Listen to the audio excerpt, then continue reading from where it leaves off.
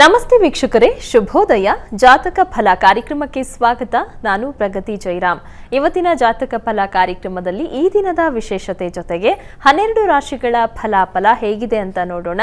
ಹಾಗೆ ನೀವು ಕಳುಹಿಸಿರುವಂತಹ ಸಂದೇಶಗಳತ್ತ ಸಹ ಗಮನ ಹರಿಸಲಾಗುತ್ತೆ.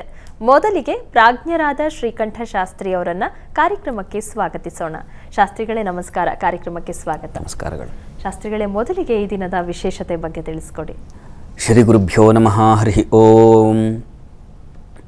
ಮೂರ್ತಿತ್ವೇ ಪರಿಕಲ್ಪಿತ ಶಶಿಭೃತೌ ವರ್ತ್ಮ ಪುನರ್ಜನ್ಮನಾಮಾತ್ಮೇತ್ಯಾತ್ಮವಿದಾಂ ಕ್ರತುಶ್ಚ ಯಜತಾಂ ಭರ್ತ ಅಮರಜ್ಯೋತಿಷಾಂ ಲೋಕಾನಾಂ ಪ್ರಳಯೋದ್ಭವ ಸ್ಥಿತಿ ವಿಭುಶ್ಚಾನೇಕಧಾ ಯಶ್ರಿತೌ ವಾಚನ್ನ ಸದದಾತ್ವನೇಕ ಕಿರಣಃ ತ್ರೈಲೋಕ್ಯ ದೀಪೋ ರವಿಹಿ.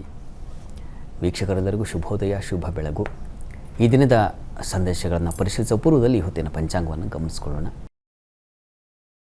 ಶ್ರೀ ಶೋಭಕರ ನಾಮ ಸಂವತ್ಸರ, ಉತ್ತರಾಯಣ, ಶಿಶಿರ ಋತು, ಫಾಲ್ಗುಣ ಮಾಸ, ಶುಕ್ಲ ಪಕ್ಷವಾಗಿದೆ.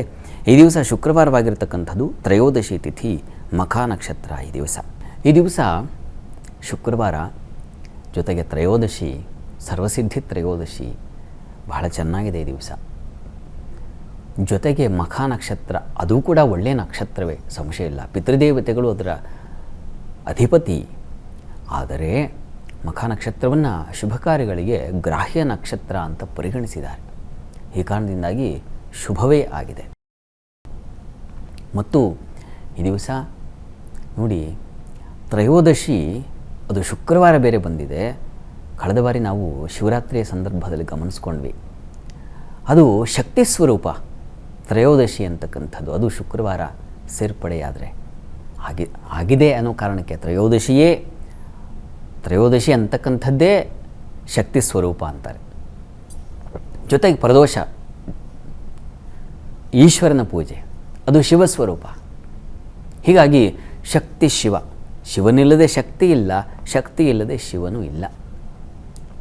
ಸಾಂಬ ಸದಾಶಿವರ ಪೂಜೆಗೆ ಒಂದು ಕಾಲ ಇದು, ಪ್ರದೋಷ ಕಾಲ, ಪ್ರದೋಷ ಪೂಜೆಯನ್ನು ಮಾಡ್ತಕ್ಕಂಥದ್ದು. ಹಾಗಾಗಿ ದಿವಸ ಆ ಸಾಂಬ ಸದಾಶಿವರ ಪ್ರಾರ್ಥನೆಯನ್ನು ಮಾಡಿ ಜಗದಾದಿ ದಂಪತಿಗಳವರು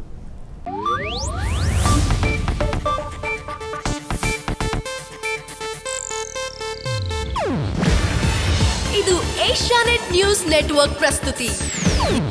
ನೀವು ನೋಡ್ತಿದ್ದೀರಾ ಏಷ್ಯಾನೆಟ್ ಸುವರ್ಣ ನ್ಯೂಸ್.